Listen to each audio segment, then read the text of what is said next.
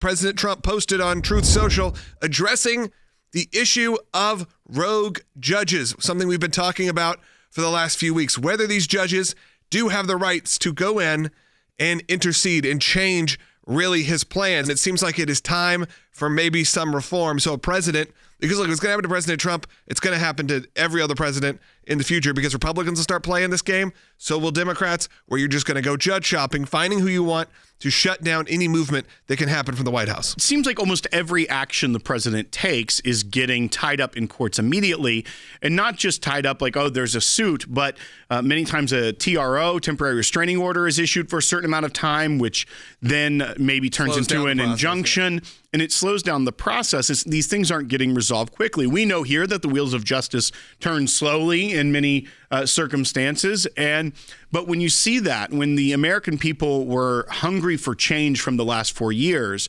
and it seems that every action is being stopped by the courts, it's causing concern, it's causing outrage in many areas that we're not seeing this progress move as quickly as possible.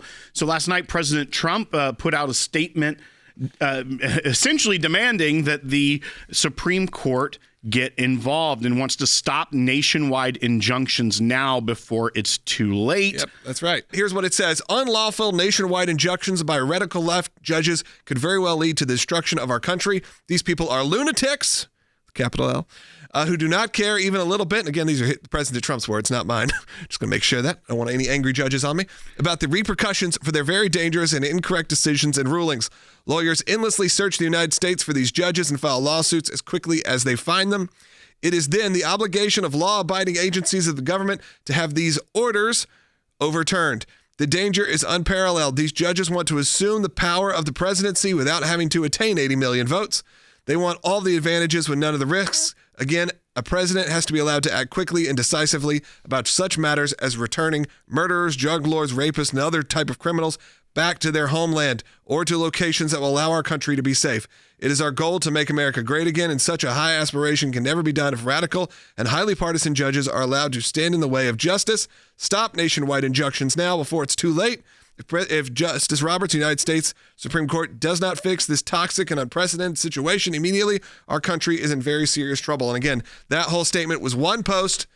It took me a little bit to get through it, but I'm pretty proud of myself. On Truth Social from President Trump, again, clearly hearing the frustrations of a lot of people like the ones who call into our broadcast and who watch every day. Now, whether he's right by the rule of law, that's something that's going to have to be debated, discussed, and eventually probably taken to the courts. And we can be there. We also know Chief Justice Roberts made a statement already, a kind of an unprecedented statement, saying, hey, we shouldn't be undermining the rule of law for these judges. That's right. So last week, when there was a call for impeachment against one of these district court judges, President Trump echoed that as well, that the Chief Justice put out a statement basically saying, mind your own business to some degree, that's not the way that we have agreed upon, that this is a good way to fight over political disputes is by impeachment. However, there were people like Senator Mike Lee that said since impeachment is a purely political process and not justiciable within the court system, it's interesting that Justice Roberts decided to speak out on that. You're seeing a lot of fighting between Congress, between the executive branch, and between the judiciary at this point.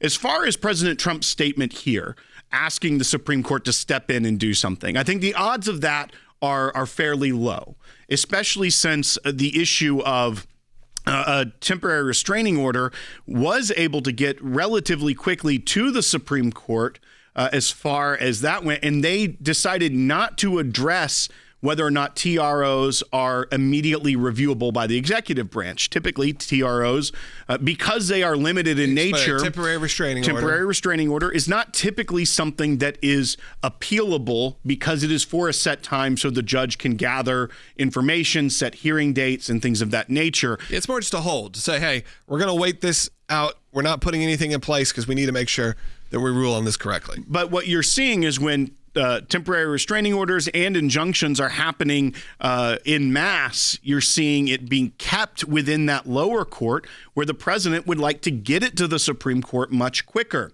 The Supreme Court has traditionally wanted to wait for everything to go through the full appeals process. So get judgment in the district court, go to the appeals court, and then it be appealed finally to the Supreme Court where they decide whether or not to take the case. However, you even saw this with Jack Smith. He tried to take something immediately from district court on emergency appeal with the documents case out of Florida to the Supreme Court, and they said, let's hold on. Let's wait and go through the proper process. So there is history there that they typically want to see the full process play out before taking the extraordinary step of granting an emergency appeal. But now what you're also seeing is what I think is probably the more likely angle to start to maybe reform some of this, and that's Congress. So there's dueling legislation or maybe complementary legislation being introduced in both the House and the Senate to try to limit the power of district court judges. Or at least define really what the rules are, define really what we're working with here. And I think a lot of people will see that. I think President Trump making these statements also is what's going to turn the media attention to it. When the media turns to it, it always feels like the Congress and the Senate have to get themselves involved because all of a sudden you have a lot of congressmen and senators who say, hey, I can get on TV right now. I'm going to hop in. And then all of a sudden they're hopping in on the conversation and maybe things can get done. Things can happen. There's a hearing today in the case regarding the flights where they deported under that late 1700s law, the Alien Enemies Act, where they sent them to El Salvador, and the judge that was upset about that. And the Justice Department, I think it was Ellie Honig on CNN, said something to the effect of, as an alumni of the Justice Department, I am jealous of the way that they're speaking to the judge right now. Like basically said, they're doing everything that we always wanted to do, but knew that we probably couldn't. Now we're going to see how that plays out for them. The Justice Department under Pam Bondi and the attorneys there are playing hardball. They're saying some of this stuff you're not privy to. This is national security. They are trying to delineate that separation of powers, and we're going to see how it plays out. I don't think the judge is going to like their arguments, therefore it's going to go on appeal. But then you also have the Congress does have oversight and can make laws for judicial reform, and that's exactly what Senator Hawley's calling for. In Trump's first term, there were 64 national injunctions issued against him. 64. In Obama's entire term, only 12. So you can see where this is going. We've got to put a stop to it. Yeah, and I think Josh Hawley's right. Even right now, if the law states that this is how it should be run, I don't think it was ever interpreted to be like this, where a judge could anywhere. Again, President Trump even said, why would you even run for president? Just push yourself, to be one of the district court judges. And then you know what? You have power above everyone. You have ultimate power.